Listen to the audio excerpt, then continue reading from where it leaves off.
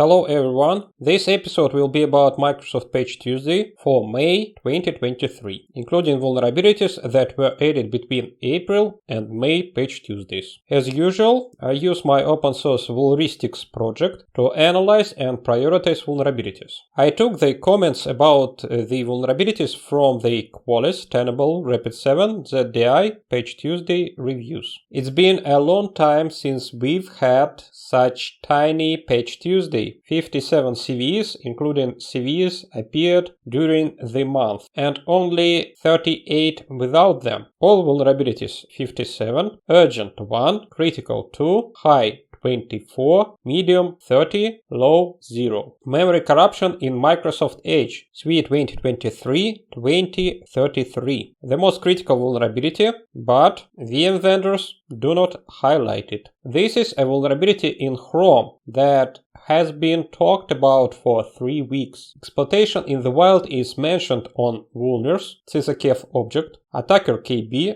websites. The existence of a publicly available exploit is mentioned on Vulners website, exploit for type confusion in Google Chrome. Security feature bypass in Secure Boot, SWE 2023-24-932. Secure Boot is a critical security feature that helps prevent malicious software from loading while the computer boots. This security standard maintains computer's safety by ensuring that the device boots only using trusted software provided by the original equipment manufacturer, OEM. An attacker with physical access or administrative permissions to a target device may exploit this vulnerability to install an affected boot policy. On successful exploitation, an attacker can bypass the secure boot. The KB article notes that this update and the associated mitigation steps are necessary due to the publicly disclosed bypass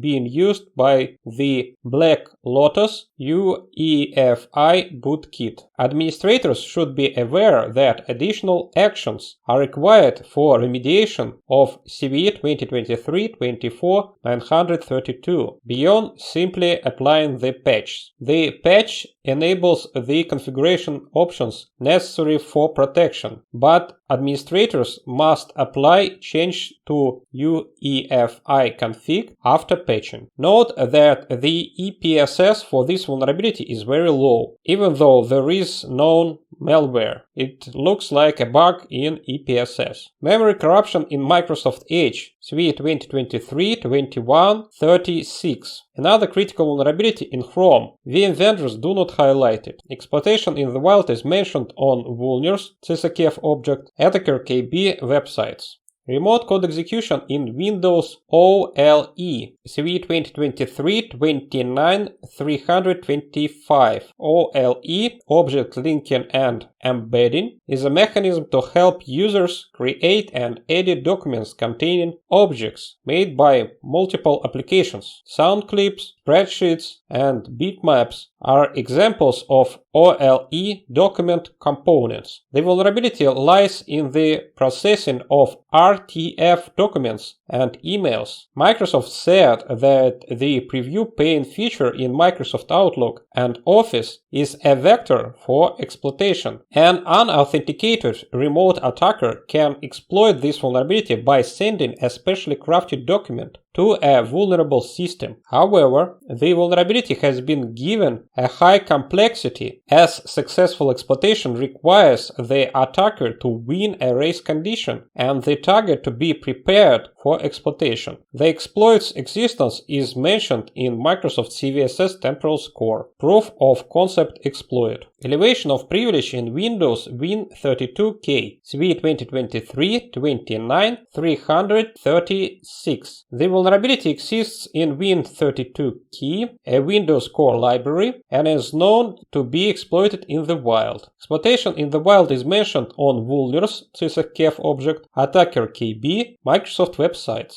An attacker with local access may exploit this vulnerability in a low-complexity attack without needing any privileges. An attacker could gain system privileges on the affected system after successful exploitation. Microsoft Bulletin for CVE 2023-29-336 suggests that the attack is likely conducted via a specially crafted rich text file, RTF. Note that the EPSS for this is very low, even with a known active attack. This looks like a bug in EPSS. Remote code execution in Windows Network File System, CVE 2023-24-941. Network File System, NFS, offers a file sharing solution for enterprises with heterogeneous environments, including Windows and non-Windows computers. A local attacker with network access can exploit this vulnerability by making an unauthenticated, specially crafted call to a network file system (NFS) service that triggers remote code execution. As a mitigation prior to patching, Microsoft recommends disabling NFS version 4.1 and then re-enabling it once the patch is applied, although this may impact functionality. Remote code execution in Windows Pragmatic General Multicast (PGM) CVE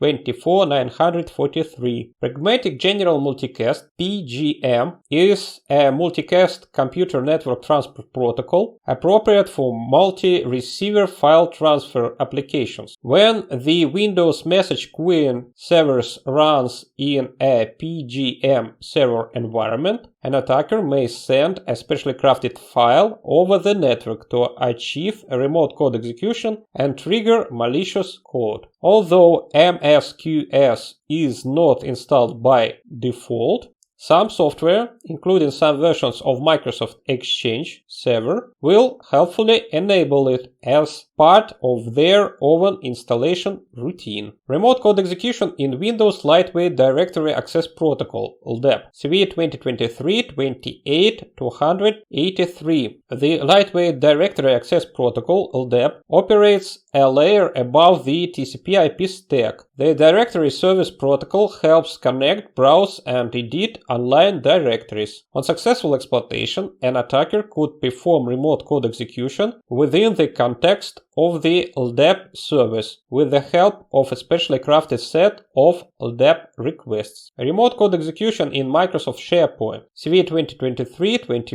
2023-24-955. The bug was demonstrated by the Star Labs team during Pwn to Owen, Vancouver, and was part of a chain used to obtain code execution on the target server. While this specific bug requires authentication, during the contest it was combined with an authentication bypass. The link to the full Vulristics report is available in the blog post. And that's it for today. Please subscribe and leave your comments. Bye!